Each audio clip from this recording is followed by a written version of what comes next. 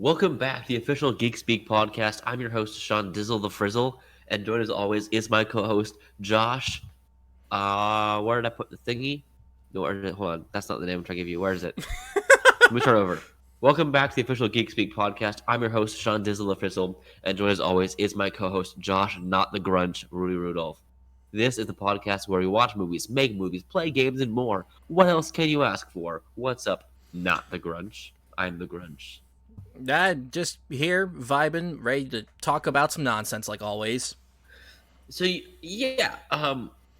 get to the title soon because I'm sure you're probably very curious about that. But we'll get to that soon.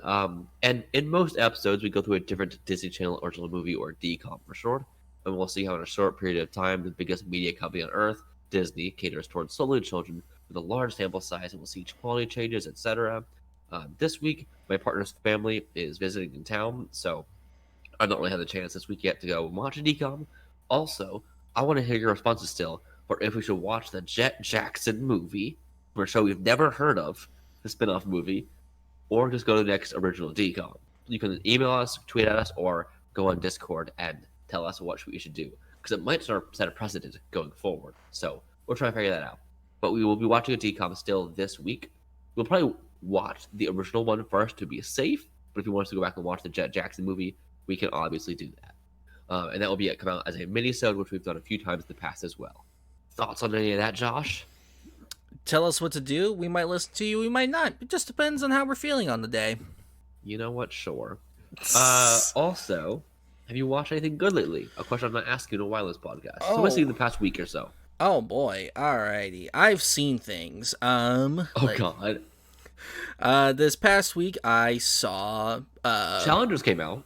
Challengers did came out. I saw it. I really enjoyed it. It was pretty good. I don't know if it's my favorite of Luca Guadagnino's movies I've seen, but it's pretty good. Saw Boy Kills. Underwhelmed. That peaked. Okay. You were underwhelmed by it? I was underwhelmed. Okay. Maybe it's like that everyone I know is giving it like 9 or 10 out of 10. Yeah, I don't think it's perfect. I think that it has some flaws, but I think overall it's really good. I don't want to spoil the movie at all, but I hate 2 of the 3 characters. So it makes it very hard for me to care about anything that's going on. Fair. I understand. But yeah, like I think Tashi is a terrible person from the beginning to end. So I'm just not your vibe. This is not like my thing. I think it's made incredibly well. Also, everyone's like, "Oh my god, it's such a sexy movie" and stuff. Like, no, not really. Maybe like one scene. Like that's about it to me. My favorite thing on this whole thing is on Letterboxd. The top review is "May Thy Racket Chip and Shatter." Yeah, I liked overall everyone's performances. Zendaya, Mike Feist, and Josh O'Connor were all great. I liked Darnell Appling as the ref / announcer at the Challengers match. I'd probably give it in my head like a 7 right now, maybe. But like I think it's really well made. It's just not like the way I feel. This is how my girlfriend felt about Dune 2. She's like, really good, not for me. Yeah, and moving on from that, we also this weekend we have coming out The Fall Guy. I saw that. I really liked it. It's not my favorite David Leitch film, but it's a lot of fun. Do you think Ryan Gosling was funny in it? Oh yeah, Ryan Gosling was great. I'm glad. Josh, what else have you watched lately that you enjoyed? Spider-Man 3 in theaters? I saw Spider-Man 3. I was happy I got to see it again in theaters, but unlike seeing Spider-Man 1 and 2 in theaters, my opinion did not change on it. It still has many flaws. I still like it. It's still not a great movie, though. It is very, very flawed, and that's very much due to studio meddling and all that nonsense. Didn't you rewatch Shawshank? I did rewatch Shawshank. That got re-released in theaters. I saw that. Fantastic. Absolutely incredible. I saw Boy Kills World. So much fun. Some of the best action I've seen in a movie in a long time. I'm working on a project for my YouTube channel of where I'm going to watch every single Adam Sandler movie. So I watched Big Daddy for the first time. So much more charming than I was expecting. Like, honestly, it was not that bad. It was pretty good. And then I saw the Anne Hathaway's new Amazon movie, The Idea of You. Very, very good. I was pleasantly surprised by it. At some point, I'm planning on watching The Turtles All the Way Down, based on the John Green book. That'd be interesting to watch to me. I did start that, and I am enjoying it so far. And I stopped you to talk about Survivor. You did. How dare you? For those who do not know, there's a current season of Survivor happening, and Josh, myself, my girlfriend, and another friend of ours are in a Survivor fantasy league this season. It's silly. We But we're have a having fun. betting pool of $8 going. I thought it was less than that. I thought it was. Is I thought it? we each Is put it eight? $2 in. It's 8. You're right. Moving on, Josh. We have news. We have news. Why? So let's start with that's just a podcast. If you're new to the show, welcome. We for every news piece we give a yay or a nay. It could be because of any reason. It could be because I don't like his hairstyle in that trailer. Nay, etc. Whatever it is. Mostly just a fun this little end card to that note of that news. Moving on. We also do the same thing with we have a main topic about a movie. We'll do the same thing there. But just general thoughts on everything is usually a yay or a nay because everything is subjective and nothing is subjective. It's all media and art. Who the fuck cares? Let's move on to Clue. Clue? Like the board game and then the movie. Those are things, yeah. Well, Sony has signed a deal to make movies and TV shows based off of the Clue board game. Movies and TV shows is interesting to me. You see, this is such a strange thing to do because Clue is something that you can only do kind of like once as a movie because the movie is a perfect representation of the game. I don't know what else you could do with it that isn't just making it a normal murder mystery. I think you already had this existing. It's Glass Onion and Knives Out are just Clue, but in different ways. Yeah, I guess. So, okay, here's the thing with this. First off, when Josh first played Clue, I was there. He didn't know people had people cards because he didn't get any. Yeah, no one really explained the rules to me. We explained the rules. You didn't. This man is an anxious boy who doesn't listen well sometimes. How dare you call me out?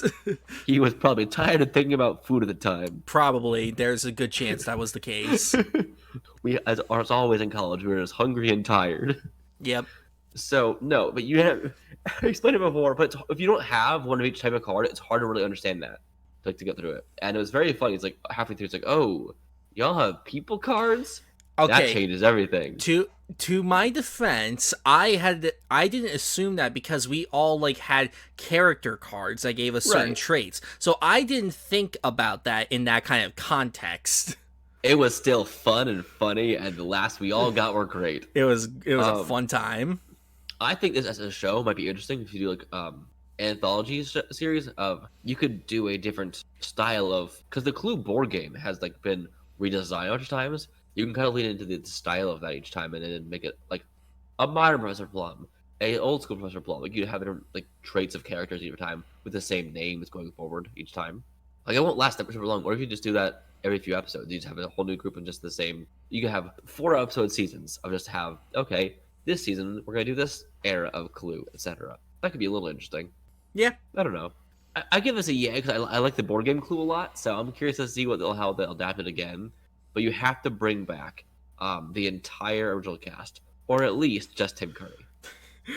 I think I'll give it a yay. I think that Clue is a very fun game, and I think that out of all the board games getting turned into movies and shows, that one has the easiest potential for actually doing a story to it. It has a theoretical plot.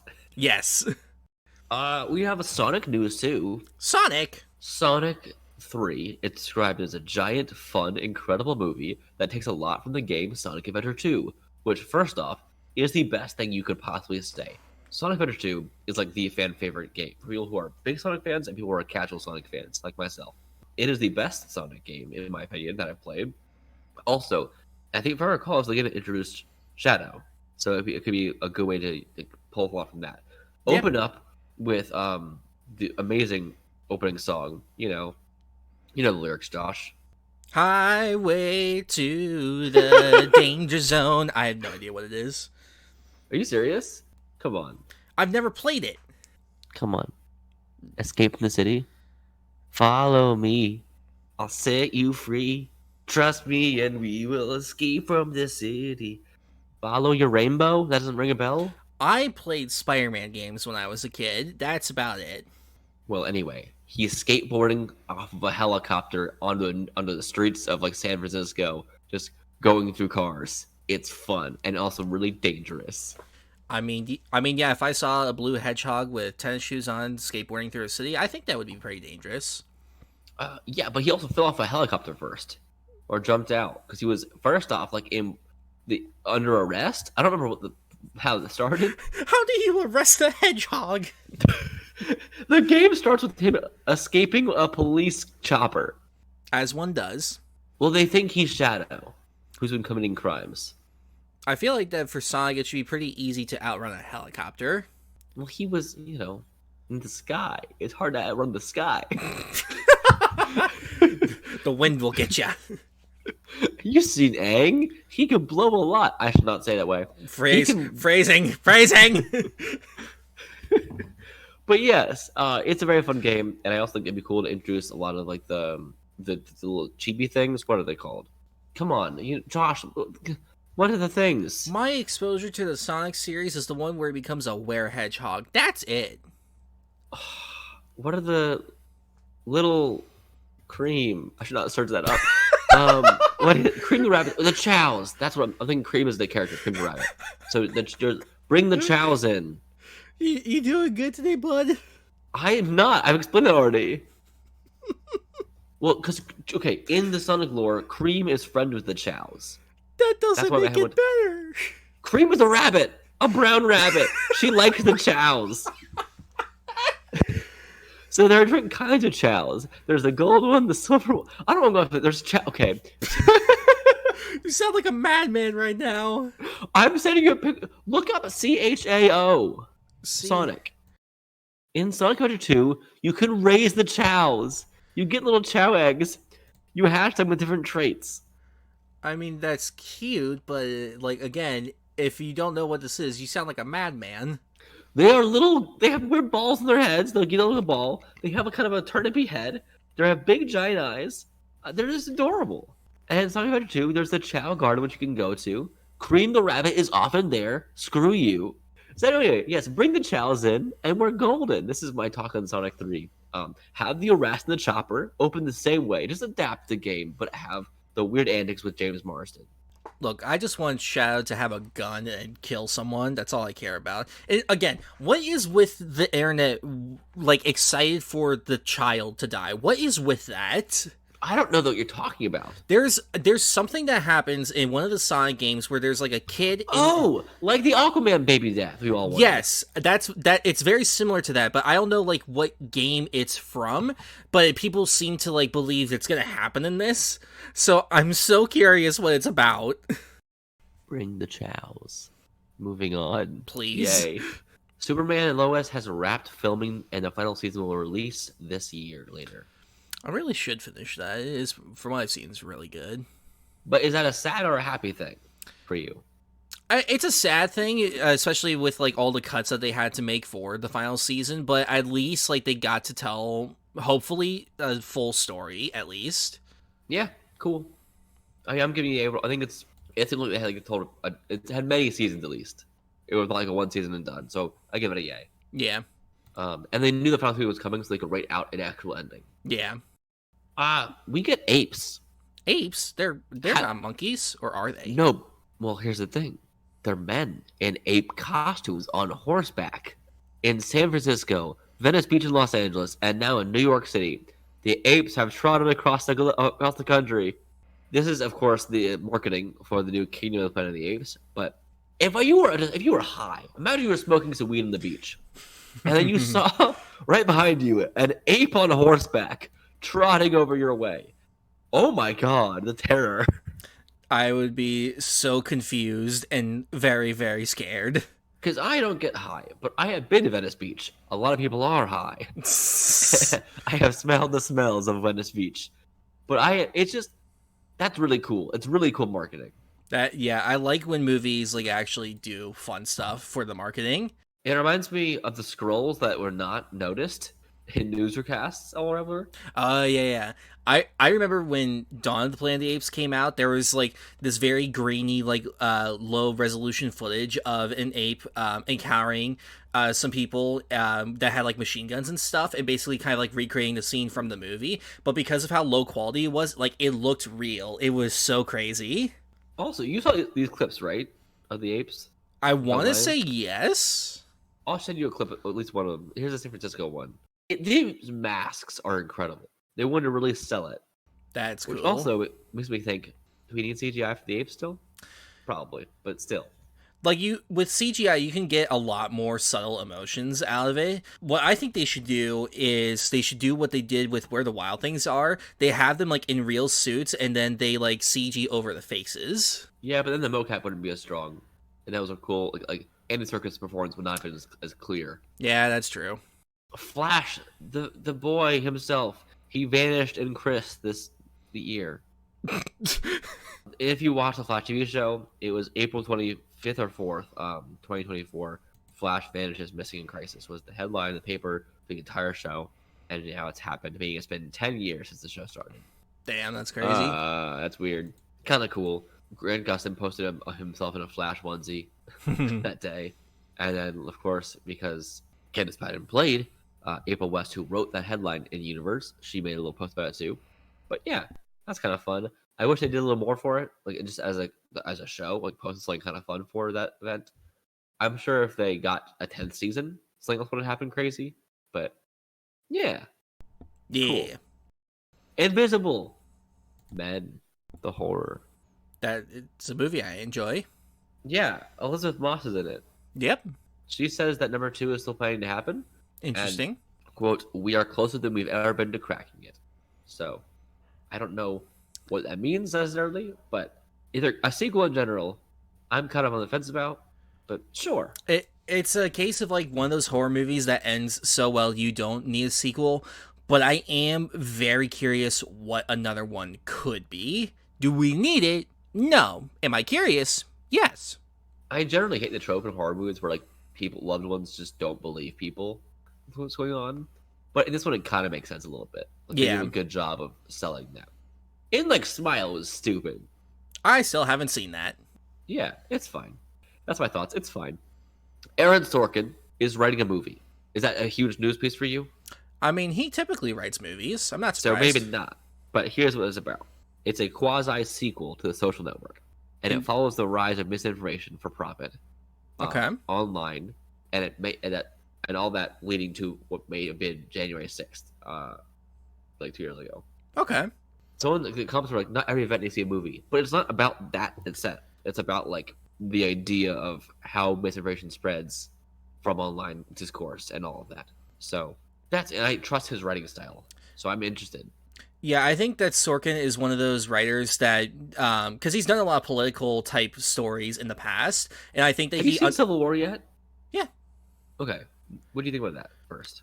I liked it. It's very much like on the vague side of what what led to the war and like all that kind of stuff. It's not technically supposed to be like our political Aside. Yeah. like our political climate, but it's like what would happen if a civil war happened today is basically the premise. But it's Right. much more interested in like what it's like to be a wartime photographer and like what comes with that kind of territory. That to me was the most interesting part of it. I really enjoyed that aspect of it. I think some of the more vague quasi-political stuff will be what this is leaning toward more. I'm wondering how definitive this will get politically. I think this is going to get pretty damn like definitive politically because I think if it doesn't, I don't think it would work.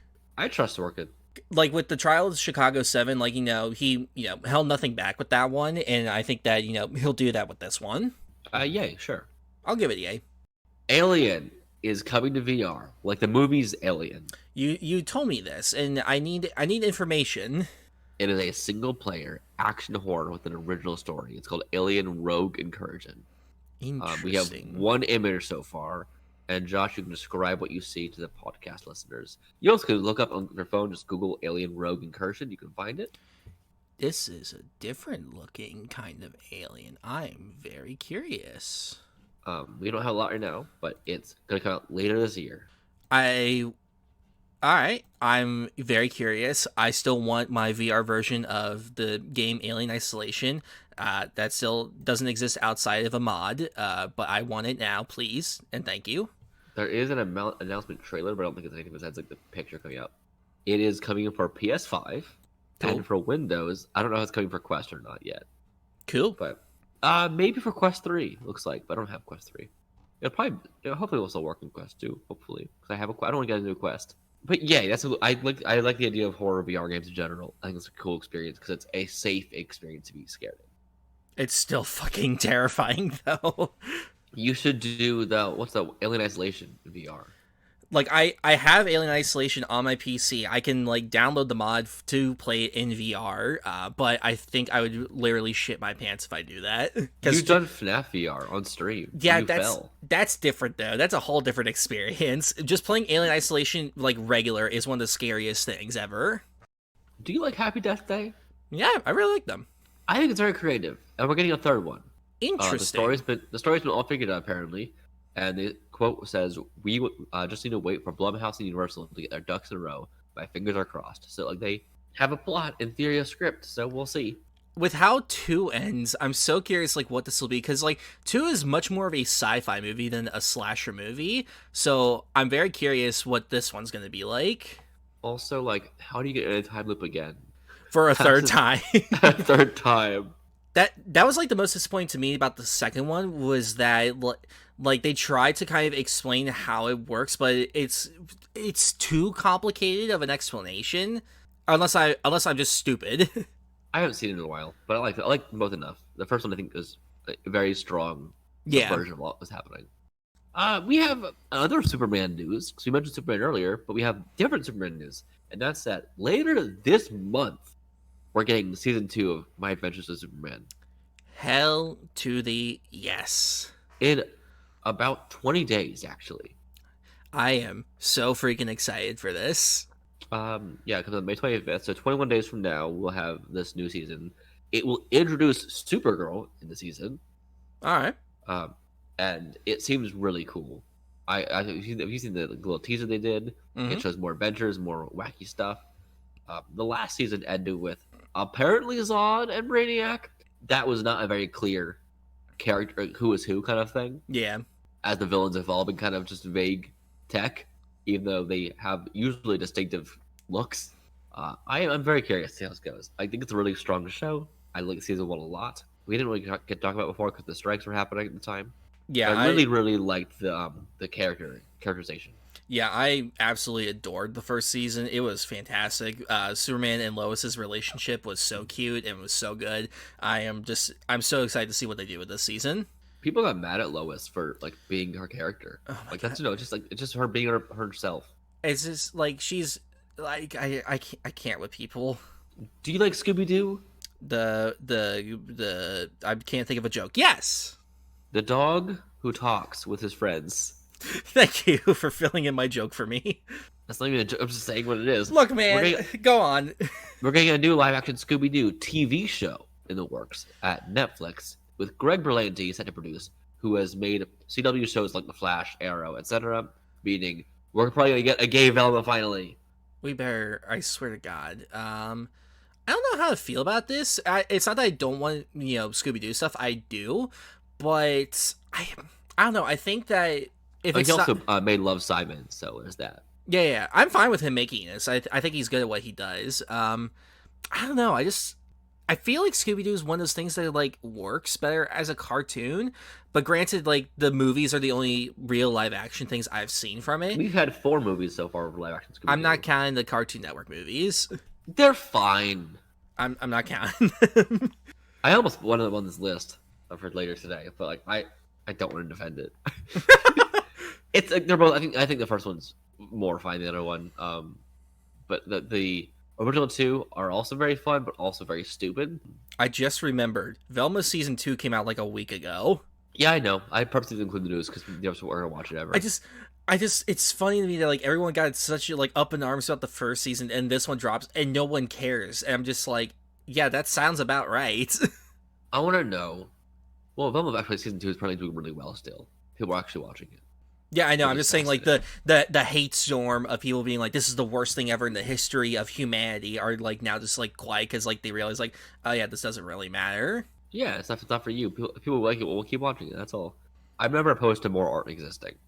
But here's the thing. I'm very curious as to when this cast will get announced. Oh What yeah, will happen? they cast Robbie Mel again. Okay, Ryan Gosling as Fred. He won't do it. He's not going to do a TV show for Netflix. I don't know. I give a yay overall. I don't think you're going to get quite the same casting level as the first 2 movies. Or even like most of the casting, the Cartoon Network movies was fine. I liked Haley Kiyoko as Velma and what's his face as Shaggy. Yeah, Robbie was fine as Fred, but he didn't have the as much goofiness as he needed. Yeah. Uh, I'll give it a yay. I'll see where they can go with this. a yay until we get. I want to hear about we have to get Velma being gay. Hashtag gay Velma now. For the record, James Gunn wanted to make her gay in the original movies. She's been people have tried to make her like, actually gay in a lot of media, but they just never can do it. And instead, they should just put her with Shaggy for some reason, which is always nonsense. I want to watch the Velma show just to see like if they actually like do that or not. Shaggy loves one thing, and it's a dog. And food.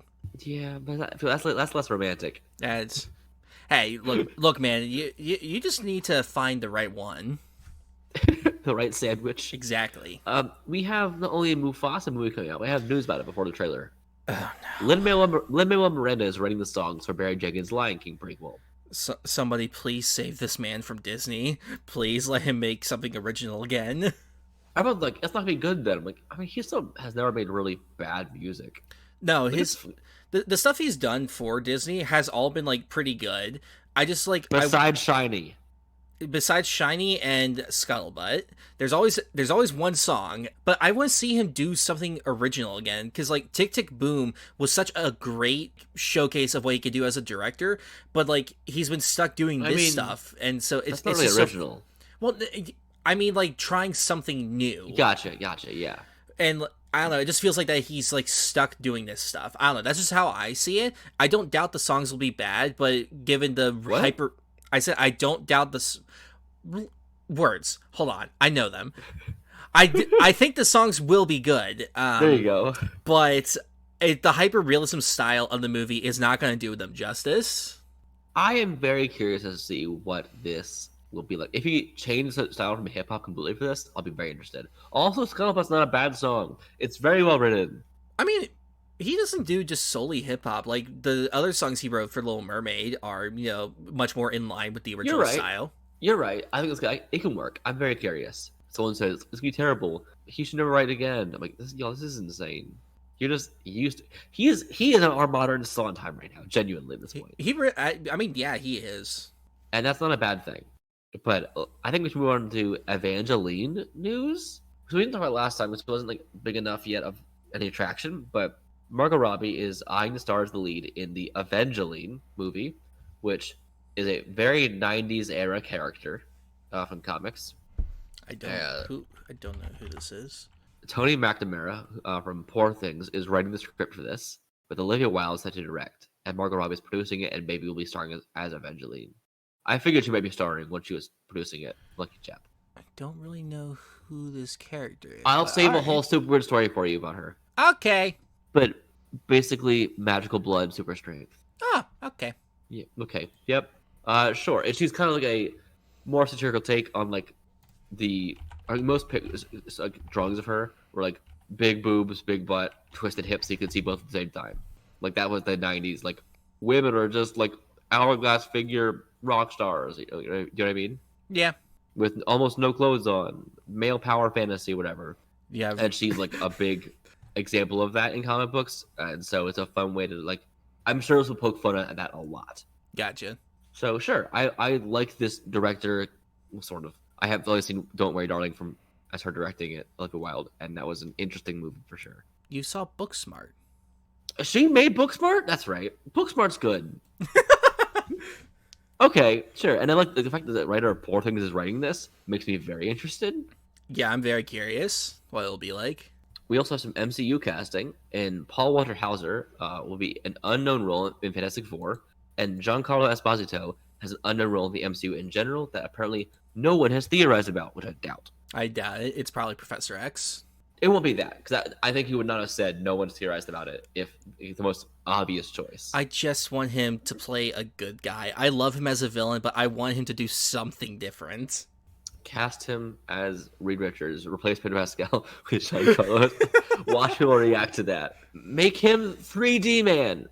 We discussed on the Super Weird Story a while ago. I will need to go back and re-listen to that because I do not remember anything about it. It was we had Justin, Freddie's roommate, on for that. That was so long ago. People say we should have him as Squirrel Girl now. Sure. Make Giancarlo Squirrel Girl. Mephisto. God. Oh God. I see people say Blue Marvel. I don't think that'd work. I'm looking at some obscure characters to see what, because no one's theorized about it. Still doubt that. It'll probably be something that has an obvious choice like Doom or something for a long time. He probably will play a villain, is my guess. I don't want him to, though. The trailer's time. Trailers. Mufasa trailer. Your Oh. favorite thing. Oh, no. What do you think, Josh? Okay. Look, the idea of this, I'm fine with. I don't have a problem with a prequel, like, that's technically, like, an original idea in this world. I have a problem that it's in this goddamn super hyper-realistic style again. And the reason that this doesn't work is because you can't see fucking emotions on these. Why does it look worse, too? Thank you. It looks worse. Like it's still highly detailed, but like this time it feels like it was made in a computer. I don't know what happened, but like it feels worse. But the hyper realism does nothing for the story because A, no emotions, and then B, making it a musical doesn't work because you are so severely limited now with how you can do a musical number that isn't just them prancing around and singing. Like, it's so stupid, and I feel so bad for Barry Jenkins that he's stuck with this style because there's nothing he can do about it. And it's gonna suck if like the story is really good because I have faith in him as a storyteller. He's fantastic, but then like I don't know what the style is gonna do to the quality of it though. Sure. Cast is good. I like the new cast members. I don't really care about this movie, but I'll see it. Sure. I'm seeing Sonic first because Sonic 3 comes out the same day. The Boys Season 4 trailer. Thoughts? I am excited. This looks like fun, just like the rest of the seasons. There's a lot of like skin peeling and limbs coming off, and people exploding with chickens and stuff. Like, what's? They're like, look, here's all the blood.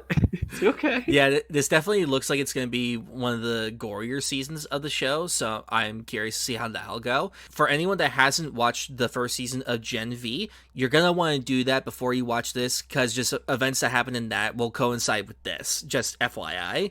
But I'm excited. It looks good. Sure. The first few clips were like, oh, just season 3 stuff. I think it's interesting. It looks like they're going to try and tackle like MAGA era stuff in this. And I am very curious to see how blunt some things will be on both sides. Yeah, I think especially with just how the current political climate is with everything, I'm so curious exactly what they're going to go for with it, because like the show has not been subtle at all with what it's been satirizing and like talking about on the political side. So I'm very curious how this will work with in tandem with what's been happening. Genuinely, The Boys is a show that I think it should end soon. Well, I think the 5th season's supposed to be the final one. I know. It's just always, everything is like, hey boys, we gotta kill Homelander. Oh shit, we didn't kill Homelander. We can this way though. Oh guys, we gotta kill Homelander. He won't know how. Oh, he found out how. We'll try again next season, boys. Hey boys. I know we tried before twice. Let's try a third time. And like, ooh, we're gonna lose some people along the way. We're gonna have a new character. They'll be dead halfway through. Let's go. But I think it's an interesting show. I think a lot of like the actual like murder superhero stuff isn't as interesting as like the genuine ethical questions that come up in the show. Yeah, I think ever since like season 2, when they've leaned more into that, it's been far more interesting. Season 2 added Nazis they all beat up, and I like the beating up Nazi part. That was nice. Not adding Nazis part. That part sucks. But murdering them brutally, that's fine. Yes. We have a trailer for Arkham Shadow, the new VR game coming out. I am so curious about this one. Is it in the Arkhamverse? Like adding more to this world again? I mean, it's gotta be just they put Arkham in the title, but that just makes me curious. Like, when exactly does it take place? And then will it be like the first Arkham VR game where it's more of an experience and like you don't actually really do anything? Also, for a trailer, it's just him jumping down into an alleyway and we see a rat. That's it. Yeah, it's just announcing that the game exists, but it's from the same people that made Iron Man VR, so I got a feeling this could probably be pretty good. Iron Man VR is so fun. It's the only game I ever felt like that game and Echo, the only games I ever felt like close to flying.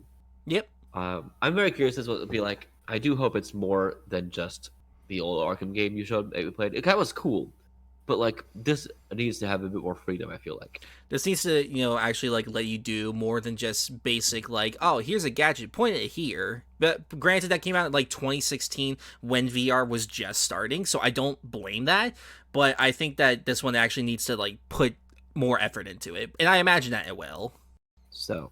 Our last news piece today is a Star Wars news piece because May the Fourth be with you, Josh. That's today. Woo! The Acolyte trailer came out, and honestly, it looks better than it did before. I'm still vaguely interested. Realistically, knowing me, I probably will not watch it at all because I've not watched any good Star Wars in years. Apparently, Correct. I've not watched any Mando. I've not watched Bad Batch. I've not watched Rebels, Clone Wars, Ahsoka, Kenobi, Andor. I've not watched anything anyone tells me to watch when it comes to Star Wars, or tells me not to watch. There's too many mixed opinions, and I've decided goodbye. But this looks cool. I like seeing the Jedi be murdered and like, who's the masked man? I like this is gonna start more masked man discourse. I'm always a fan of masked man discourse. It's always stupid. People are like, it's tech from whatever Clone Wars Bad Batch thing. Like, okay, who that is, I don't know. That means nothing to me. But I like seeing mysterious figure with red blade. It looks cool. Colors. Yay. Yeah, I think the premise of the show is pretty cool. I'm very excited to see what it'll be like. I think the fight scenes in this are going to be a lot of fun. Yeah, the cast is great. I'm excited for this one. It's set way before prequels, right? Yeah, it said like a good deal That's before. not clear enough. I think people should. That's not my biggest problem so far. Is I think people will think it's Order 66. It's just like very clearly not. I disagree. I think people think. Cause I think general public they think everyone's in Jedi robes. Oh, someone's trying to murder a Jedi. That's what their mind's gonna go to. That's my opinion. I think that's what my dad would think, or my mom, or anyone who's just seeing this casually. But I think it's also harder because they have worn the same fucking robes for however long, which don't even make sense. I could go right out these robes in the first place. Ben Kenobi only wore robes in the original because it was in the desert. Everyone there was wearing robes. They weren't Jedi robes. They're just desert comfort clothing. But And it's like, you know what? Our one Jedi guy wore them for his disguise. His disguise will be all wore the entire time, which makes it no longer his disguise blending in. But it makes them look cool. There are other outfits you could have chosen. Anyway, this looks cool. Yay. Yay. Do you want to talk about Trap from last episode we didn't mention? The trailer? I mean, you don't really want to talk about it, so we Go ahead, you bitch. You brought it up. Look. And your Markiplier trailer. Okay, so the new Shyamalan movie, Trap, got its trailer released. It's Josh Hartnett taking his daughter to a concert, and little does he know that it is a trap set up by, the police and agencies and whatnot to capture him because he is a serial killer.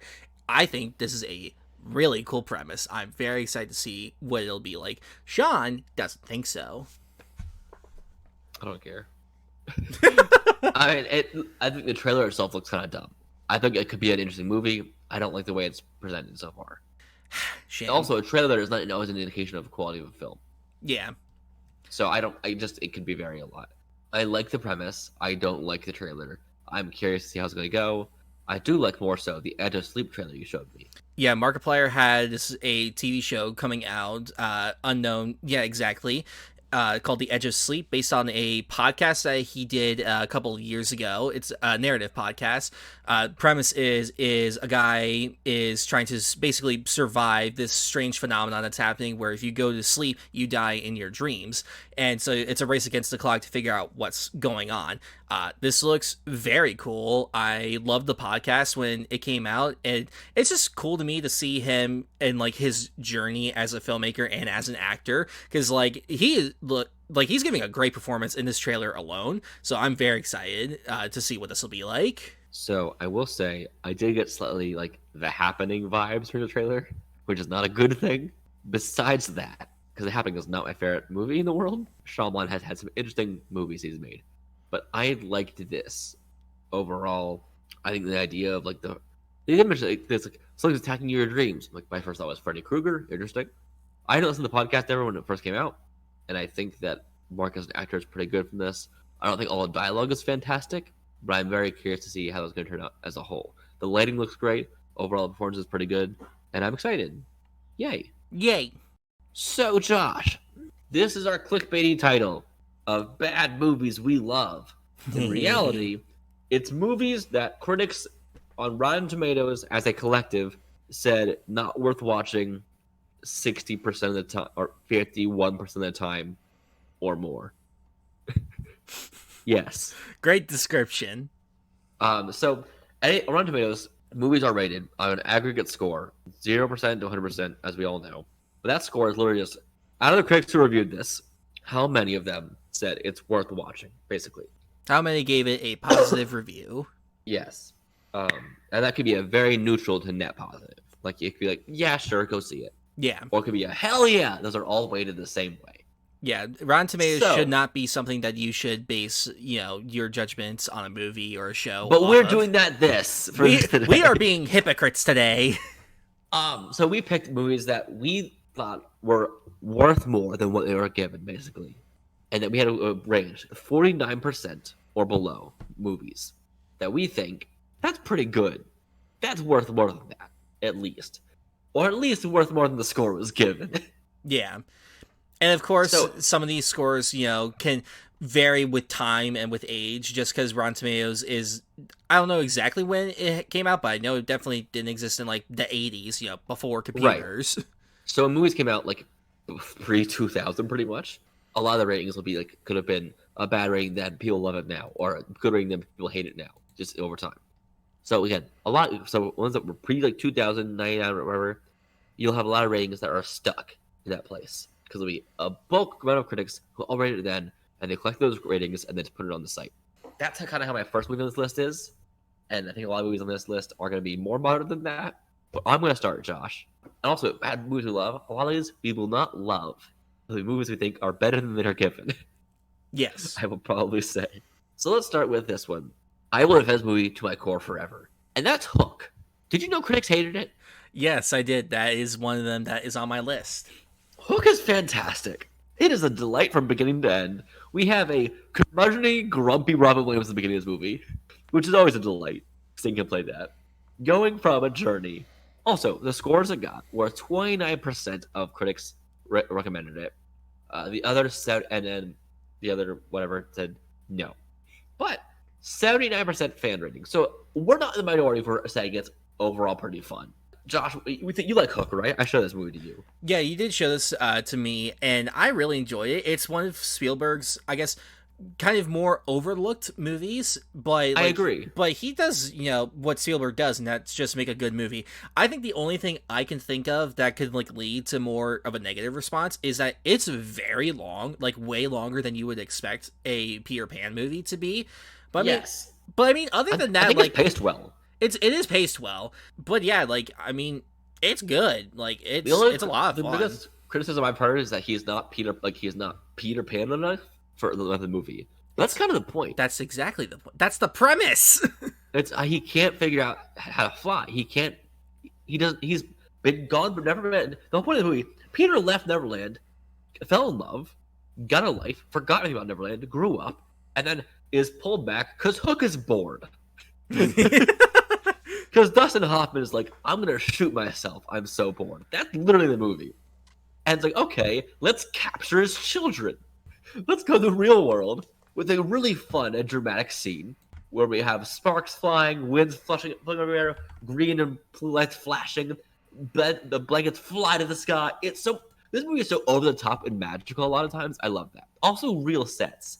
Yeah, I will say the sets don't feel like real places. They feel like a theme park kind of set. but And I it think works. it's also purposeful. Yes.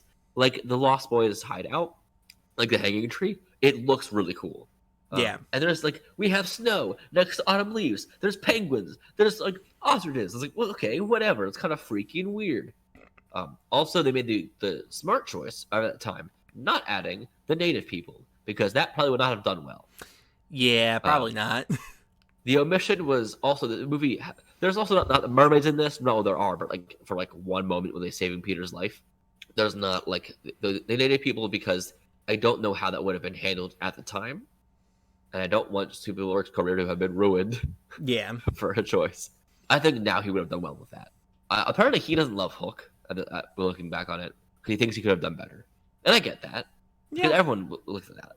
Robin Williams is always a delight, genuinely delight in this movie. I love that they also have a scene where they just play baseball in this movie.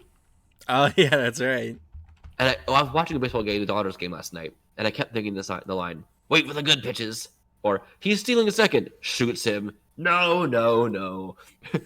Awfully violent sport, baseball. Like it's just fun.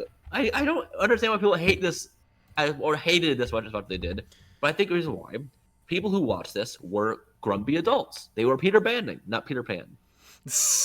What do you have next, Josh? Or I guess that was we both had the same one on that. Do you have any more thoughts on this movie? No, I think we touched base enough on it. It's my fifth favorite movie of all time. I love this movie. I love Robin Williams. I love Hook. It's just a delight. Also, the soundtrack by John Williams is incredible. Yeah. But also, he's not a bad composer ever. Correct. Go on, Josh. What do you got? Let's do another one that we've both seen. Eternals. That's on my list too, bitch. Yay! That had a 47% on, and then for the critic rating, and then 77% for the fan rating. So again, people do generally think it's okay. It's very fascinating, like, just how negative critics were with it. Because, like, I think it's really good and really strong. And this is where we probably will lose some audience, honestly. This one might lose some people. Sorry. I don't care. We're going to have some hot takes. We will have some hot takes. And we'll have one that I think I'm saving for a little bit longer. That I think we both will be like, it's a DC movie. Or both going to be like, yeah. And everyone's going to be like, no. Including Nikhil, who guessed the podcast in the past, who invited me to a movie which we'll be talking about next week, probably. Hundreds of Beavers. But this movie coming up soon, you all hate and we love. So sorry, but Eternals is good. It's genuinely good. Like, I think the story is really interesting. I think the fact that they have such a huge cast of characters and they're all like well performed and well defined, like that's rare for a completely new movie with a bunch of new characters. And I love that. I think the action is good. Like I just think the fact that this is like Marvel's first true like drama more so than a superhero movie, I think just helps it stand out in my eyes. Like I found it very fascinating. It's over thousands of years, which is so cool. Yeah, there's a lot in this that I really enjoyed. And of course, like a sequel is still potentially happening. It might not. We don't know. I hope it does. Should. Yeah, because I really enjoyed it, and I think that more people should give it a shot. People did not love Chloe Zhao's style of this movie, and if you're used to what we had at the time, because this came out in like 2021, right? Yeah. The last thing we came out before, I think was like Black Widow and Shang-Chi. Yeah. And those vibes are very different than this. Oh yeah. So if you were expecting like a Spider-Man, a Far From Home kind of style for this, and you don't get that. Also, the trailer showed that it's a slow burn for a lot of this movie. It's friendship conflicts. It's a family drama. There's parallels things like hold on, I'm looking Angelina at the Jolie. Cast. Yes, thank you. There's so many people in this cast. It is a big cast. Angelina Jolie, like there's parallels to like taking care of a parent with Alzheimer's in this. Like there's a lot of good stuff in it. There's like Salma Hayek's character of like, I'm just gonna be a rancher. I'm gonna go out and be on my own. There's Barry Keoghan, like who's like the child who disagrees with his parents on like all the politics and how to run things, and he now lives on his own cult, whatever. But like, there's so many different like facets this movie takes. I think that's so interesting. Also, it's beautiful. Yeah, I love the like main like conflict, like when it gets revealed and like the lines that are drawn between them all. Like it's so fascinating, and like because you can understand from all their perspectives why they think the way that they do. Like it's so fascinating. I think you rated this higher than I did when I first watched it. I've thought it more. I've liked it a lot. I really do think it's one of the biggest problems with the movie. I love Chloe Zhao's style. I think taking Jack Kirby's exaggerated comic style and not adapting that hurts them a little bit, because they are the most like some of the most colorful characters who have ever existed, and their suits are so muted. Yeah, the lack of color, like in a lot of Marvel stuff, does definitely hinder it.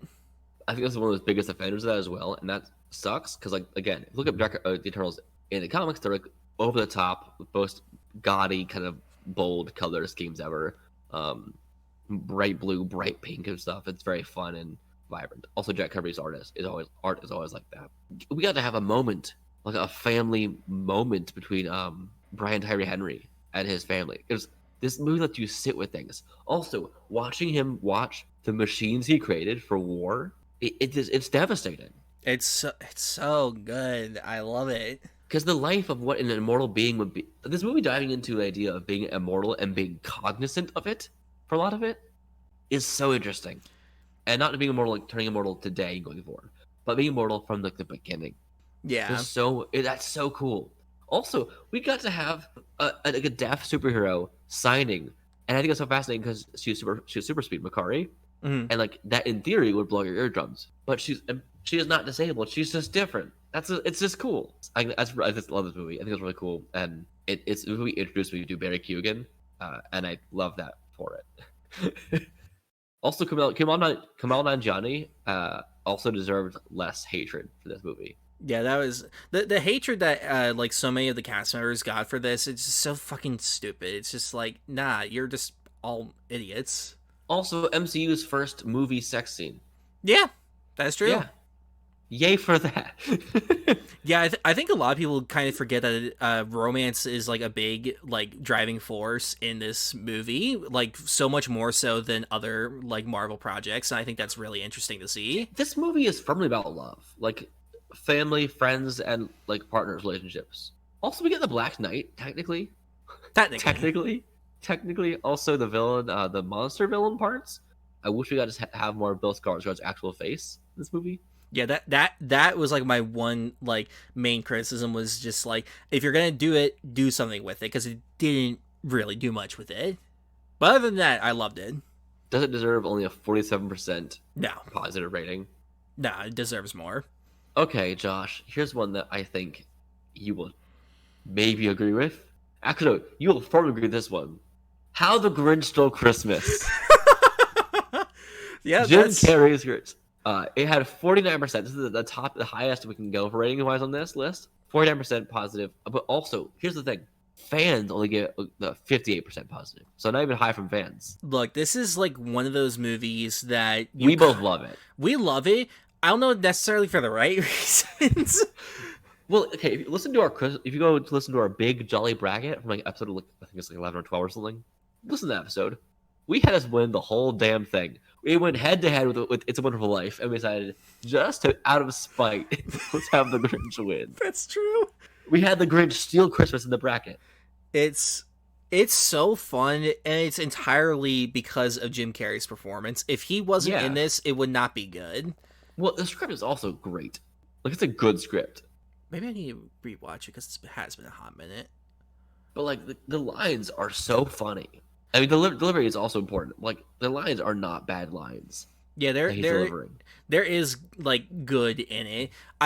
Ron Howard's style with this one though, kind of going for like a Fear and Loathing in Las Vegas like strangeness vibe, was an interesting choice. I don't know if that was the right choice.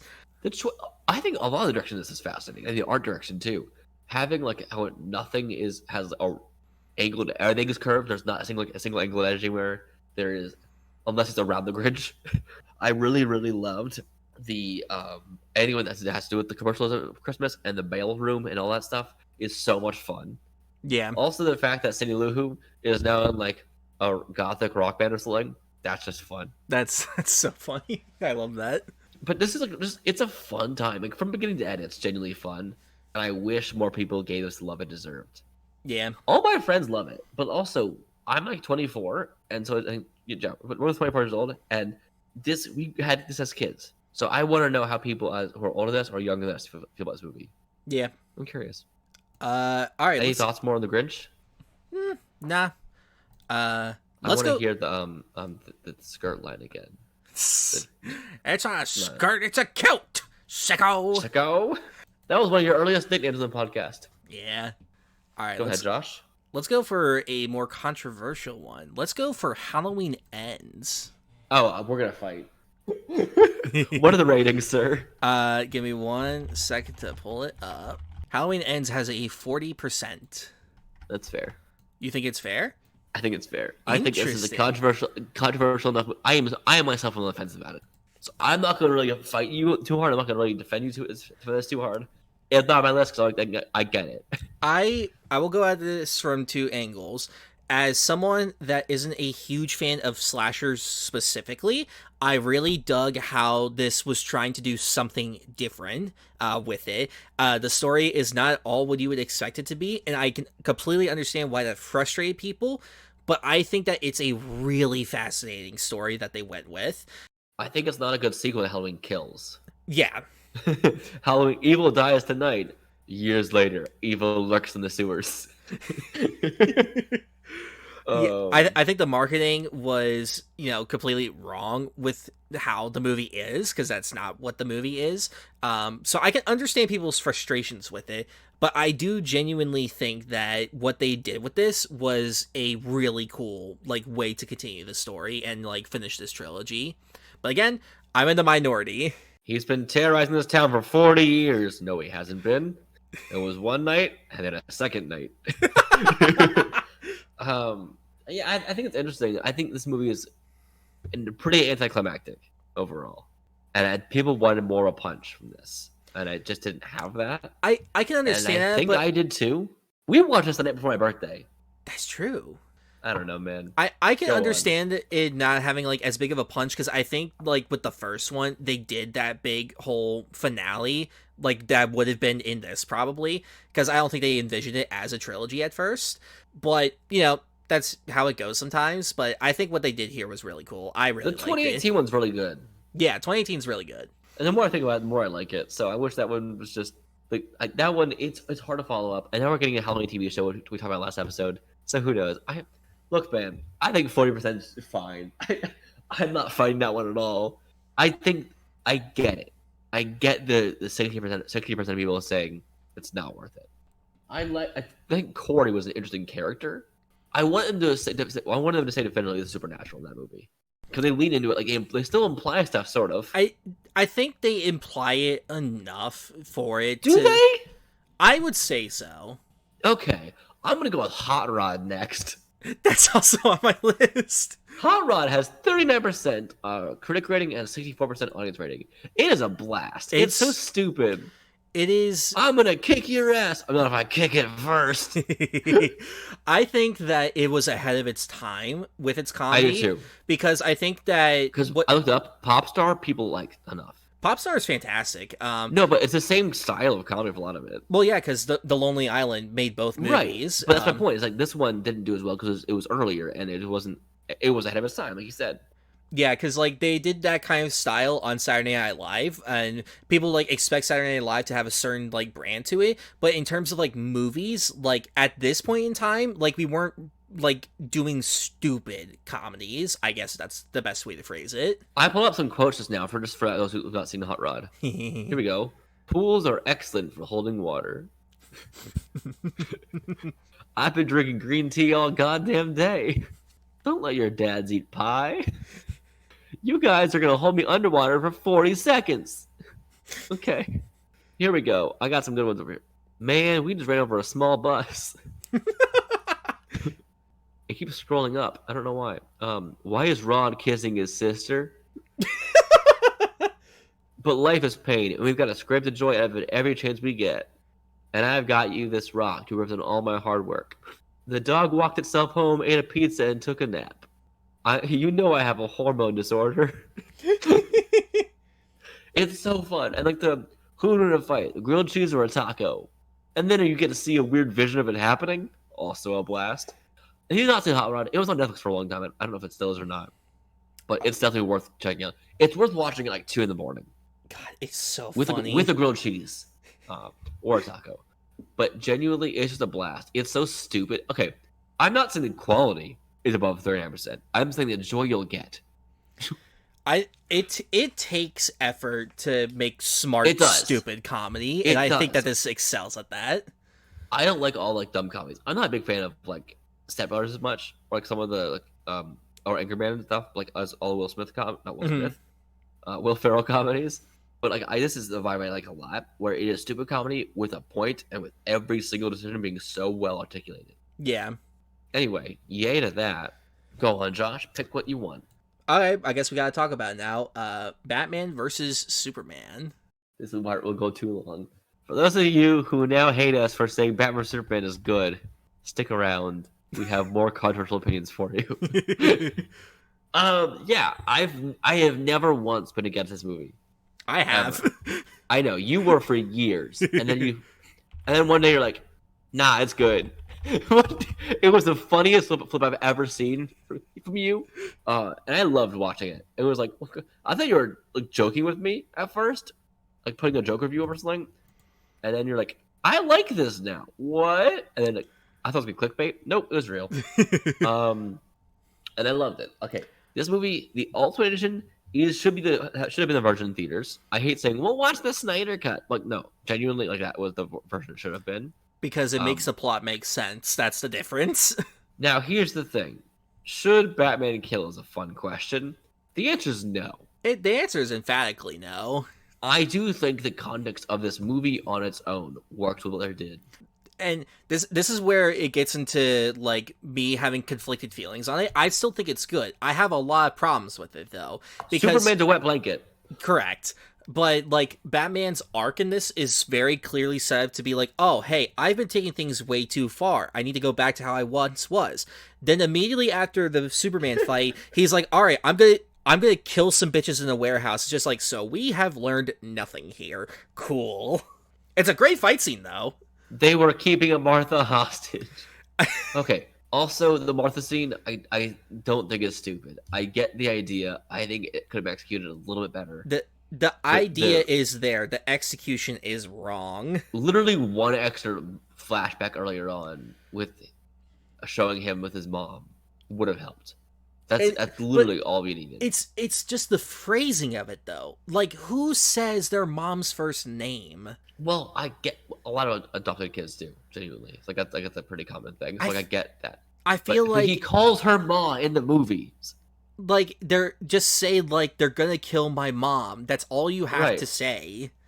It's so strange. So I think sorry, 2 more flashbacks then, or 2 scenes. Have one of the scenes with have one of Superman scenes with his mom where he calls her Martha, not Ma or Mom. I think that what could have made that moment a lot stronger is not a kryptonite spear, but he has a gun with a kryptonite bullet in it, and he's become the very thing that he was against. Yes, that would have been better too. Having him hold a gun to someone who wants to save their mom, save Martha. That would just like how his dad was trying to save Martha. That would be interesting. This is not us trying to bash the film because again we're saying it's good. So let's talk about some good. Lex Luthor is good in this. He's great. Look. I think I don't think it's Lex Luthor in a way that makes sense from the comic books. That I will stand by. It's true. So if you wanted the classic Lex Luthor, you don't get that. What you do get is him playing Mark Zuckerberg. It is very much a case of like an adaptation deciding to take a character in a different direction just to see what would be different. And it's a change that I think is so much fun because Eisenberg is having so much fun with it. He's an evil tech bro. Yeah, he is. I also like the pun. It's cherry. That makes me laugh every time about him putting garbage in the mouth. Because it's a pun. Because it's cherry means we're all good. We're cherry. So like that. Okay, I like that. He's clever. He feels sinister throughout. He still feels evil.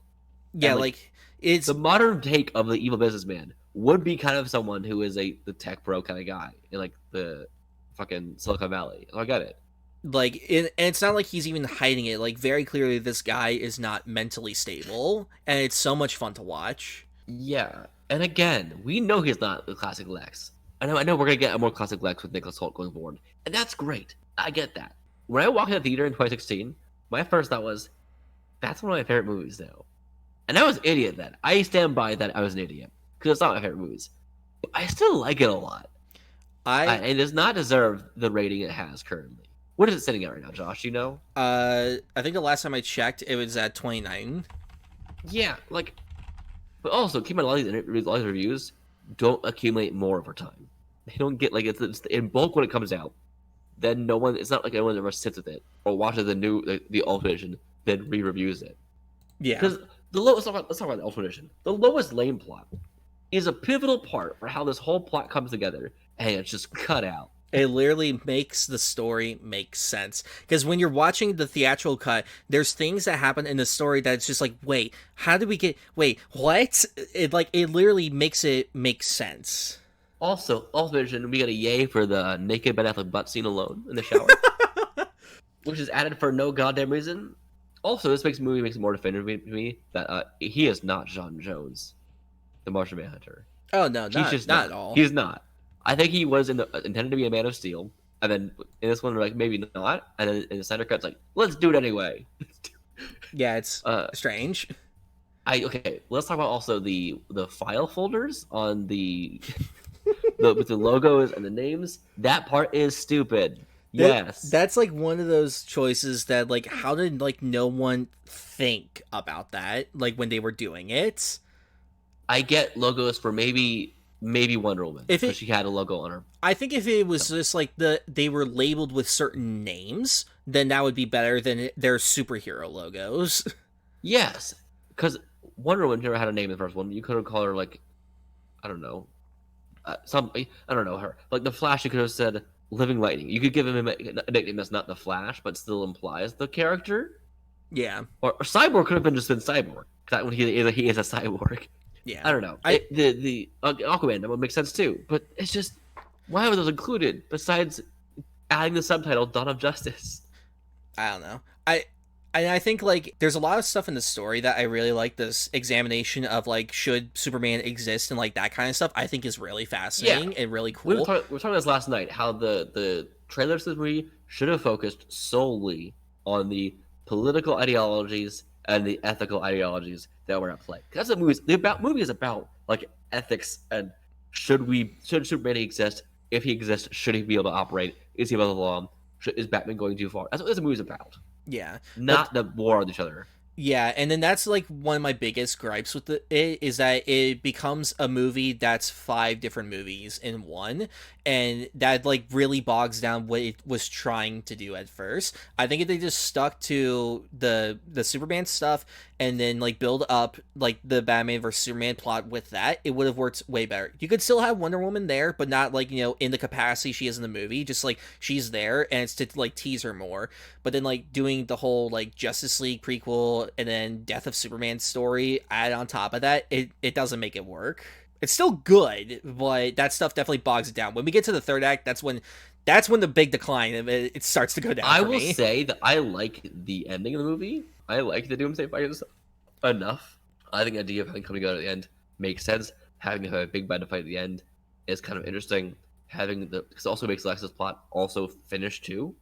Of he was trying to do this the whole time. Having it's his silver bullet. I get it. And I like that Lex wins. Yeah. I actually like that. He goes to jail, but he's like, I don't care. I got what I wanted. Also, he doesn't last in jail long. Yeah. Yeah.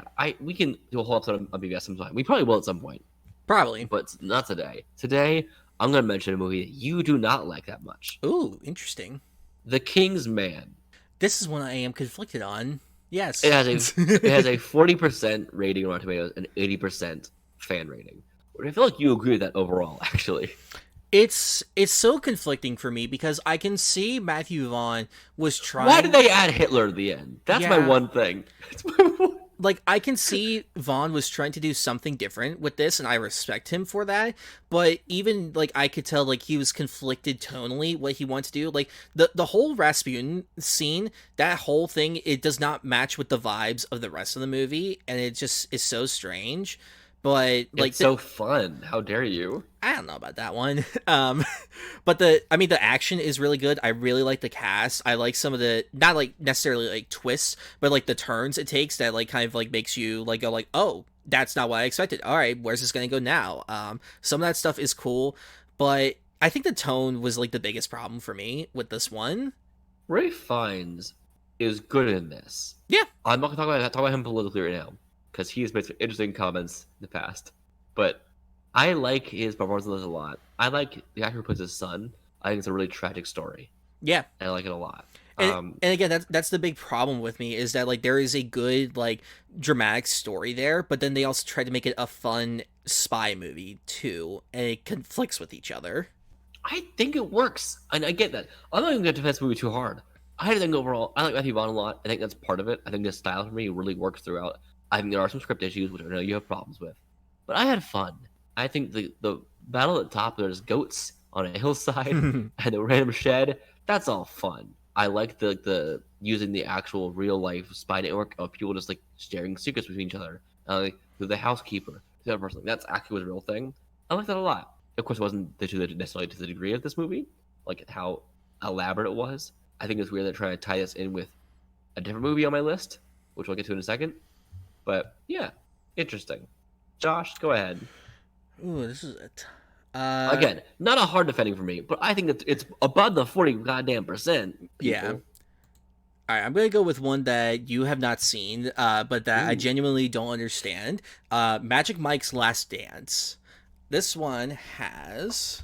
It looked so. Is that Salma Hayek in it? Yep. That one looked so cool. It was. Like it looked genuinely emotional to me. I want to see that so badly. It's sitting at a 48%, and like I'm so confused as to why. Like the way the story of Mike kind of like figuring out who he is as like an artist and what he wants to do with his life. It's his Logan. It's like that, and combining it with a love story like is so fascinating, and like combine that with like the amazing dance sequences and stuff. Like it is so good. I think XXL is the best of the series, but like this one was really good. I don't get why critics were like not that positive with it. I can't talk on it. I haven't seen it, but well, you should. Yeah. They're all see the whole trilogy. It's great. I've heard only good things, so I plan to, sir. I'm gonna talk a movie that I think we do disagree on, and that does tie into the Kingsman. And that's Argyle, sitting at 33%. Which here's the thing, I get the bad reviews a little bit. I do. It's a bit convoluted. It's a bit messy. But my favorite scenes where people see that scenes were scenes that people hated. I loved the over the top, fucking colorful smoke everywhere. Like you couldn't see anything. I don't care. That was fun. Her ice skating on oil with guns. Why not? That's fun. It's not that I have a problem with the setup. I like the setups of those. It just looked fake as shit. And like when it looks fake as shit, I can't get invested in it because then I know nothing is actually there. That's the problem that I didn't like the sleeper mode like Winter Soldier moment. That was dumb to me. But like overall, sure, why not? I liked Edward Norton a lot in this. Edward Norton, what? No, that's not the same person. He's not in that. Different MCU actors. Sam Rockwell. I like Sam Rockwell a lot in this movie. I think he was a delight. I think the movie does take a pretty hard pivot halfway through. Yeah, and I think that reveal should have not been. It should have happened a lot earlier. Yeah, the reveal should have happened sooner. I don't get what was up with like I don't know Vaughn's direction this time around. Like it felt like that he was like imitating himself. I don't know how best to explain it other than that. Like I like a lot of the ideas. I love the cast. So many twists. I think there's a few too many twists. But like the parents thing. I did like that. That was honestly really fun. The double twist there. Yeah, there are some odd moments with it, some inconsistencies, but overall, I think it probably came with the problem with maybe reshoots or something going on, probably changing things. Yeah, I dug the movie as a whole. I don't think it's incredible. I think I probably would give it a 6 or a 7 out of 10. I'm sticking with a 5. It's very mixed bag for me. So, but I think 40% is just it's too low. I think it's not 40%. What is it? 33% is just too low. A 3 out of 10 is not fair for this movie. It's fun. If you hate the story, I don't care. It's fun. Why is the cat there? Never really important, but there the whole time. I think it's fine. I was surprised they didn't have like cat like get in trouble 8 times. I thought they would do a 9 lives joke. I liked it enough. I'm not gonna defend too hard. I'm like, this is just y'all. You're mean. Go ahead, Josh. Ooh, here's a controversial one. And I only put this on here because I just recently rewatched it. The Waterboy. No. Yes. No. Yes. It's not good. You're incorrect. It's not a good movie. The Waterboy is sitting at a nice, cool 33%. So on Letterboxd, do you by chance check my rating for it? What was it? I don't remember. 2 stars. I will probably lower it if I see it again. The accent, the way she's doing the whole time, I think is pretty bad. I get that, but for me, it was the insanity of the whole thing was why I really liked it, because it's so over the top and just so crazy with the whole thing that despite the cliches it hits into stories and like where you know the story is going to go, I was laughing my ass off and I was having a great time. There's some jokes in there that Have I'm you just like, dematured? yes. But maybe it's just because I've just been watching a lot of Adam Sandler movies. Maybe that's why. But Okay, it's probably higher quality than some of them. I'll say that. it's like I like that, especially watching his first couple films. Like getting to this, I like seeing the evolution of like the strangeness of the comedy, but like purposefully. I don't know. For me, it works. I think it's really funny. There's some stuff that doesn't work, some stuff that doesn't age well. Like Would always. you rather watch this or Pixels? Oh, this 1000%. We'll probably do a Pixels episode at some point in the show. I don't know. I don't know. It seemed well, you're watching a lot of Adam Sandler movies anyway. Yeah, I Um, know. So Kathy Bates is a bit insane in The Waterboy. Also, the tagline of this movie is "You can mess with him, but don't mess with his water." Yeah, I don't understand the love of this movie. I'm sorry, I can't get my. I have a lot of people I know who like my age who also love this movie, or a little bit older. I have people like 5 years older than me love all of Adam Sandler stuff. I think it's also probably just that when you grow up and when you watch this stuff for the first time. But like this one, I never enjoyed most of his movies. I like some of them more now. Like his more recent stuff, the past like 5-ish years, 10 years, whatever. It's been better. But this one is not it, Chief. Sorry.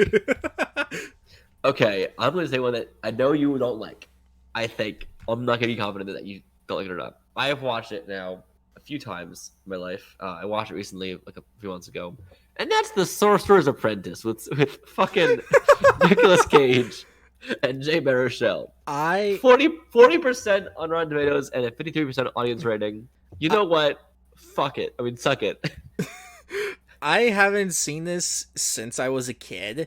I remember The fact that enjoying they play it. fucking One Republic on the Tesla coils. I need another story. Secrets. It's so funny that someone looked at the short from The Fantasia one short. and was just like, let's expand this into a 2.5 hour movie starring Nicolas Cage and Jay Baruchel.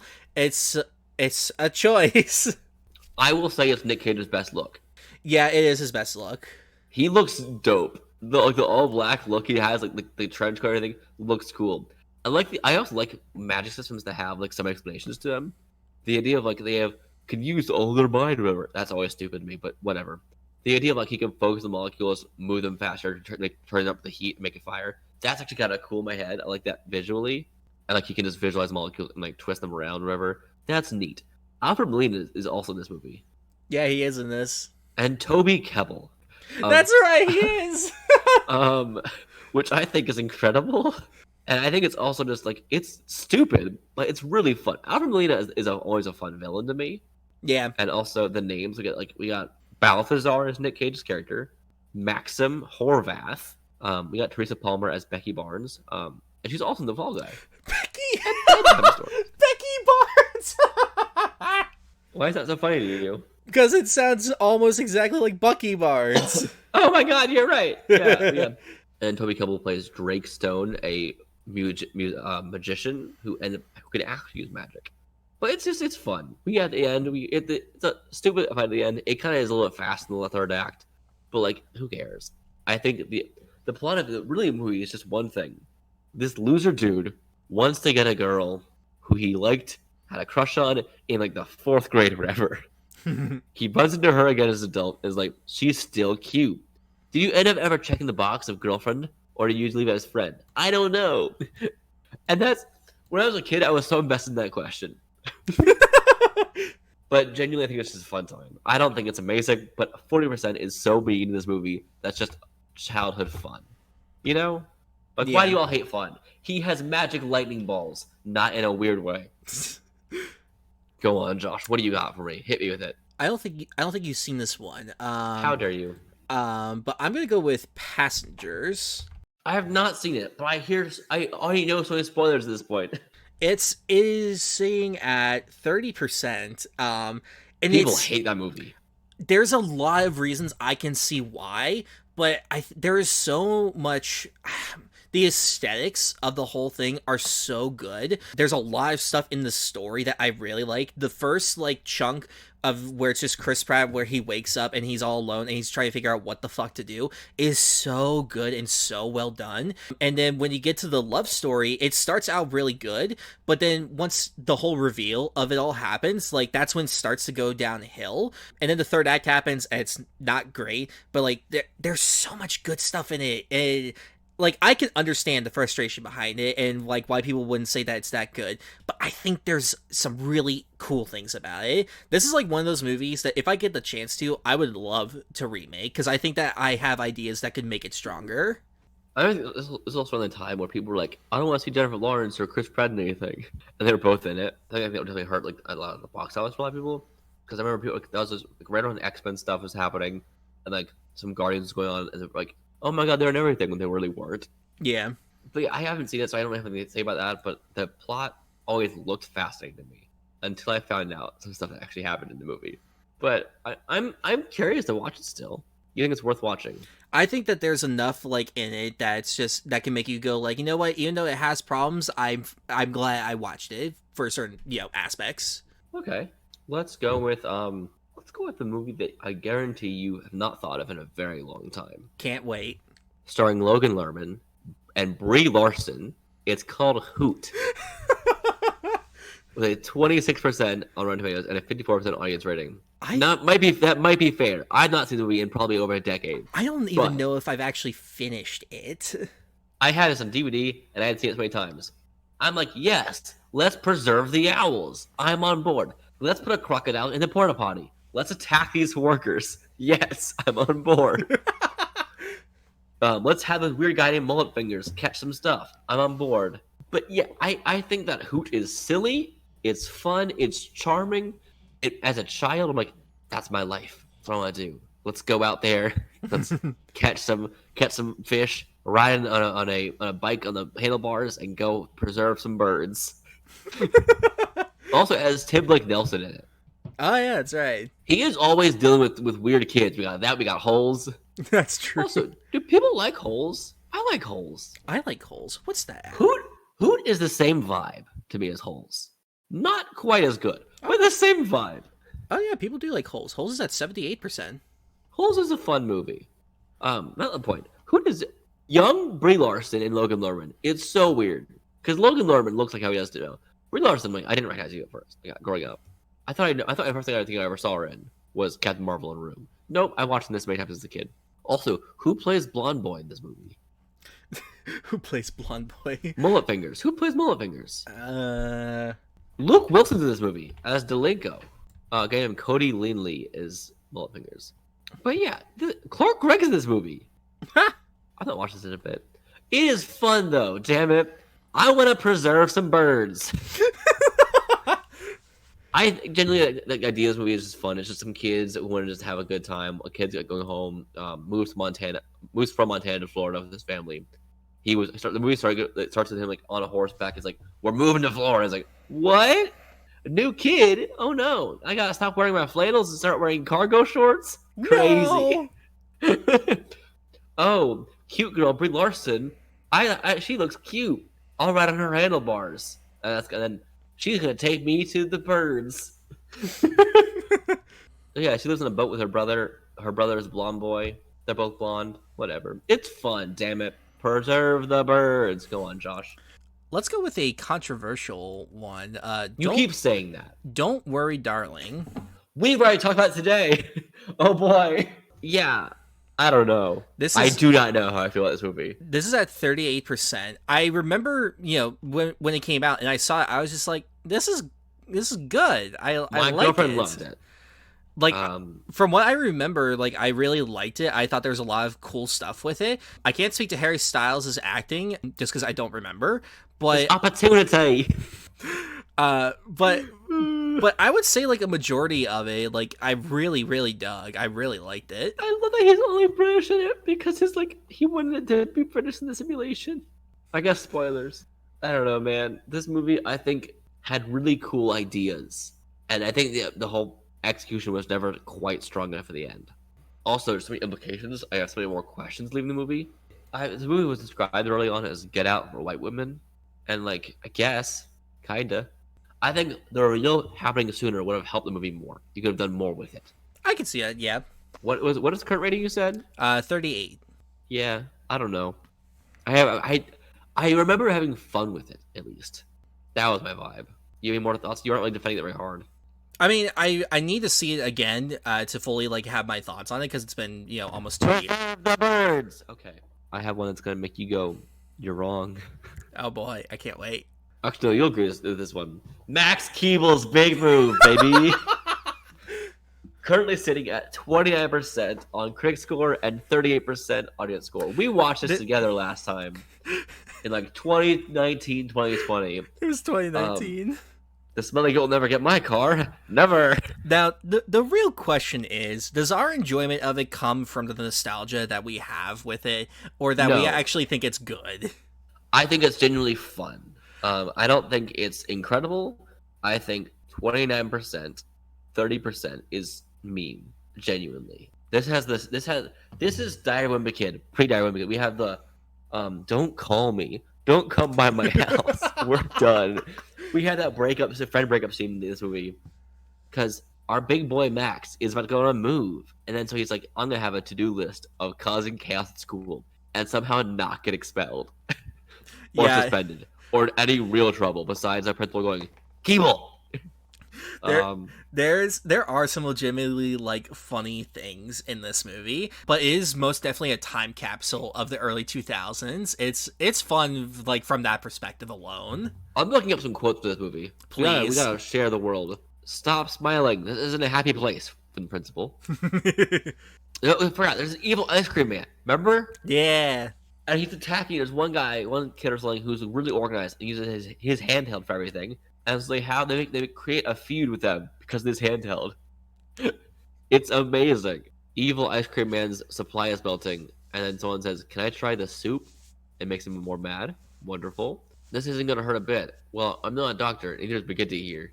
He's right. I'm not a doctor. Yeah. What is this one? IMDb has bad quotes on this. We had better quotes on our reviews. The smelly goat will never get my car. Never. Also, they harassed Noel Fisher in this movie. Noel Fisher plays a bully who's afraid of a frog, and this movie's the same vibe as like Agent Cody and Big Fat Liar. Like it is this like shit little kid that's just like, all right, you all fuck me over. All right, I'm gonna fuck you over even worse. I almost put Agent Cody Banks on the same list, but like this is Disney. That's crazy. It's not a decom, but it did go to theaters. It did terribly in theaters. That doesn't surprise me. I think this is definitely a time capsule. You're right. Okay, I found better Big Moot Max Keeble quotes. You may be under the impression that I encourage horseplay or malarkey. You're wrong. I don't encourage it. I excourage it. Yes. Excourage, sir? It means the opposite of encourage. Look it up. You're a smart little boy, but so am I. That's still great. McGoogle ate Max's daddy. McGoogle is a giant frog.